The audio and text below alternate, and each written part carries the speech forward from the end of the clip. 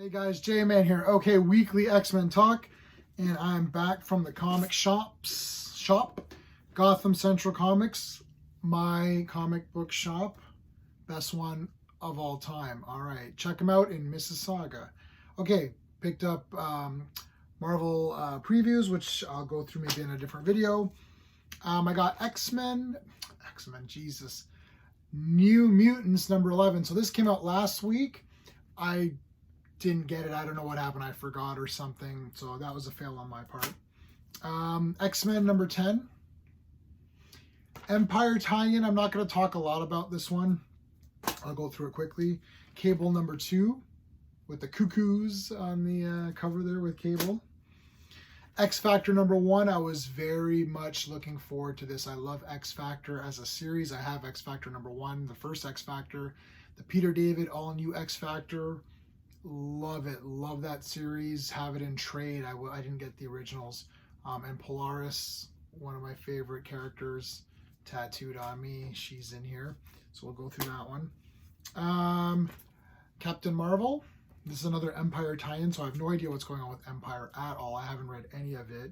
I do like this cover, though. This is a variant cover. Normally I get the regular. Wolverine, I already reviewed this, but I wanted the proper cover. I did not like the Marvel Zombies cover. That's just how it goes. I don't get figures too often, but when you see this guy, you buy him. Like, look at how ridiculously awesome Azrael is. My last Azrael figure was way long ago. God, it's got to be like 20 years ago. I don't know what line it was, but he was pretty cool. I don't have him up here.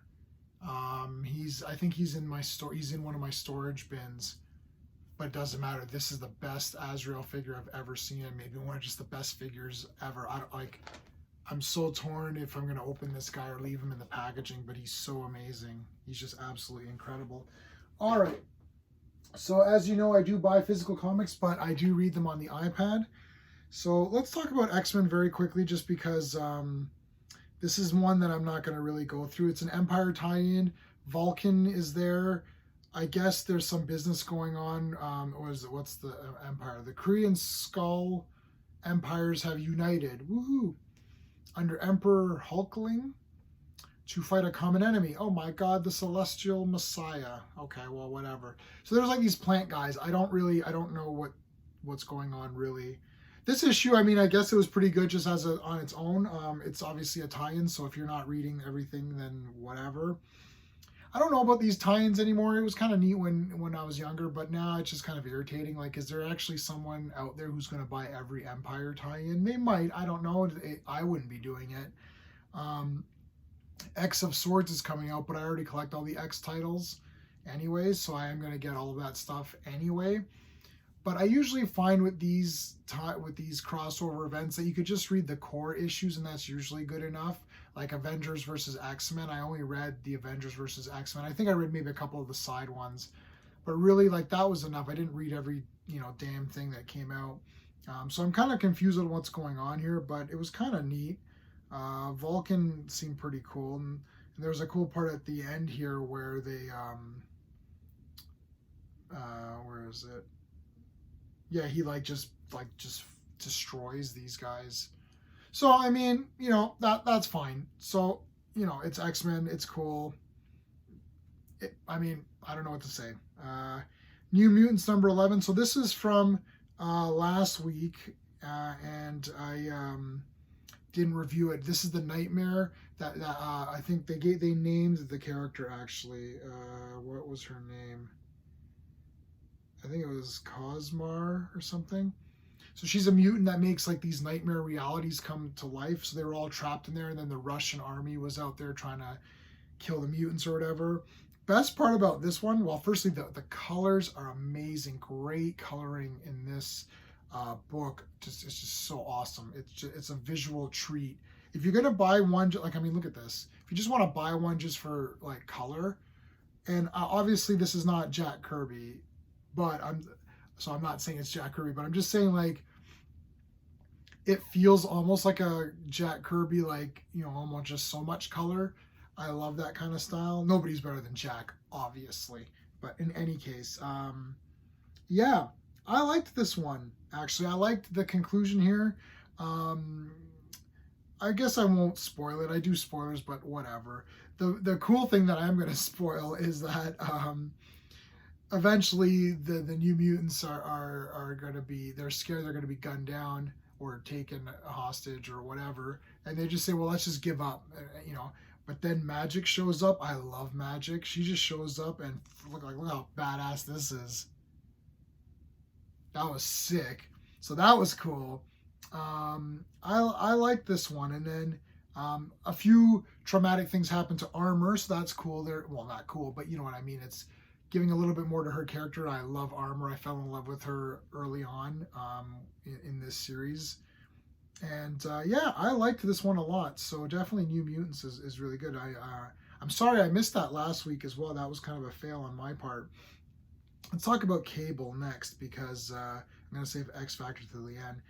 I absolutely loved issue 1 of Cable, and I loved issue 2. I love this cover a lot. I don't know. I really like this a lot. I think it's just really nicely done.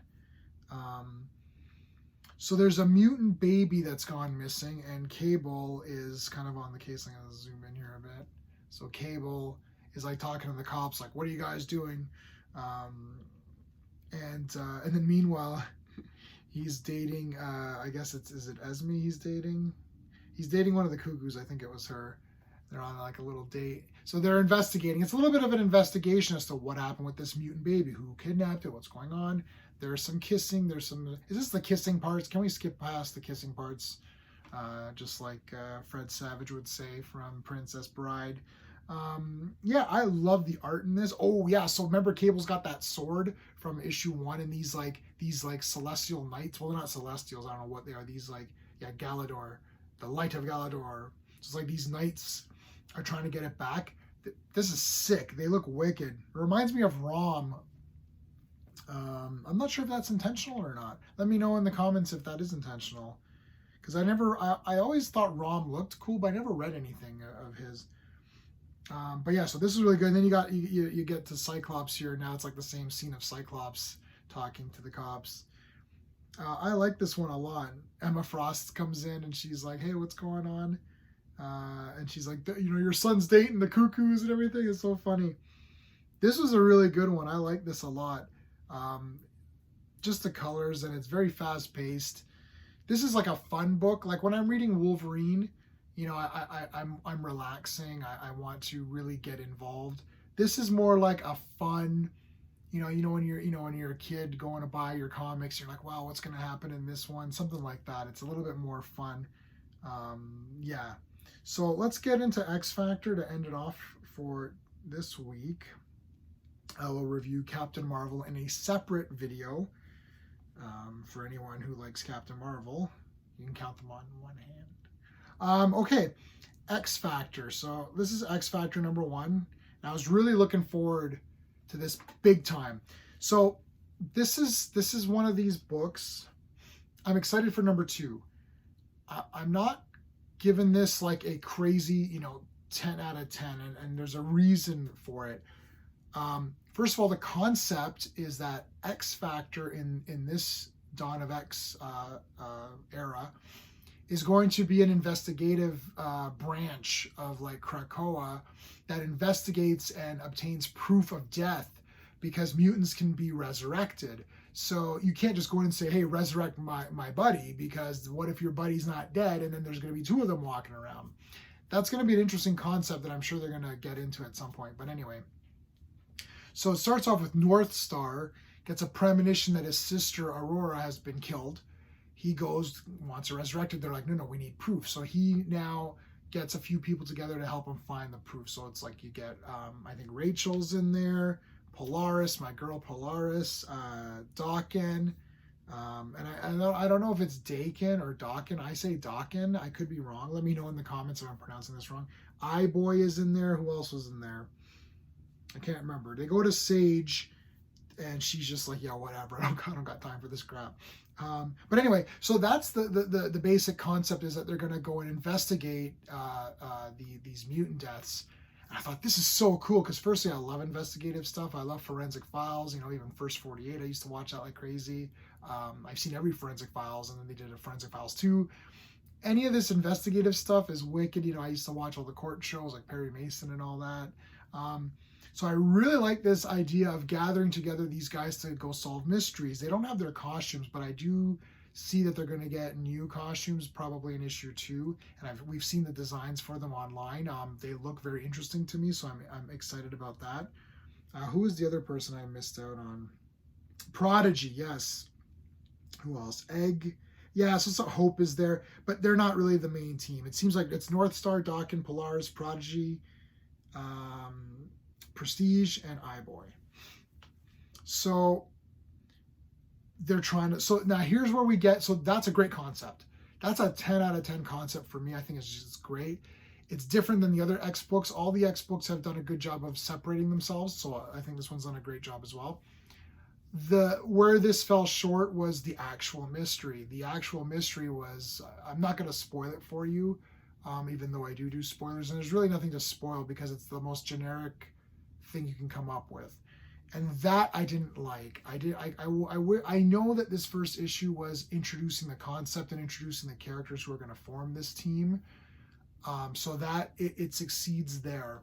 And I think they kind of left out the mystery, or maybe they made it simple on purpose just so we can get to know the characters. But I would have liked to have had a little bit more of a mystery to it that had a more satisfying conclusion and not such an obvious conclusion. However, the art is great in this. I really like the artwork in here. I actually like this team. It's not conventional. Like, it's not guys you would think of right away to like throw them on a team. But I think that's kind of what XFactor does. XFactor is almost like that book or that team where, you know, they pick guys. I was like, you might not think this guy. You know, like we got Quicksilver, Polaris on the all new XFactor. So I think that's kind of what this series does. So I'm excited to see how they mesh these guys together.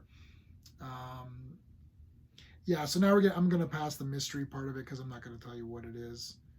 But it's very obvious, and it's not even obvious. It's just like it's an obvious thing to do. So that was kind of whatever. But yeah, so it ends off with them forming the XFactor team. They got their base, which is the Boneyard, which is really cool.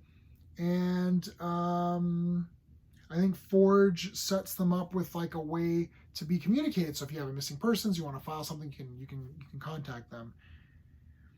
Yeah, I like, even though the mystery ended up being a little bit simplistic for my taste, because this is a mystery book. I'm hoping that going forward, the mysteries will be more engaging, or at least action oriented. Like, this book seems like it's going to be mystery oriented. Now, if you're going to do mysteries, you got to make sure you do them really well. They've got to be very interesting and intricate. If they're going to be just, oh yeah, she was killed because of this, it's like, that works okay if you're going to have an action book, you know, and you want to focus on the team using their powers to fight. But if they're using their powers to investigate, we'll see how that goes. I also do wish there is, or hope there's going to be some more action, because Polaris, I love Polaris, and she's a smart character. She's a smart girl, but I do want to see her using her powers too. So I don't want this to just be people doing nothing where anybody could be writing this. This still has to feel like an X book. So it's still new. It's only on issue 1. So let's see how that goes. But I am excited, and it's Polaris, so I'm going to be excited no matter what. All right, guys. That's it. Covered everything for this week, and cool. Thanks for watching. Until next time.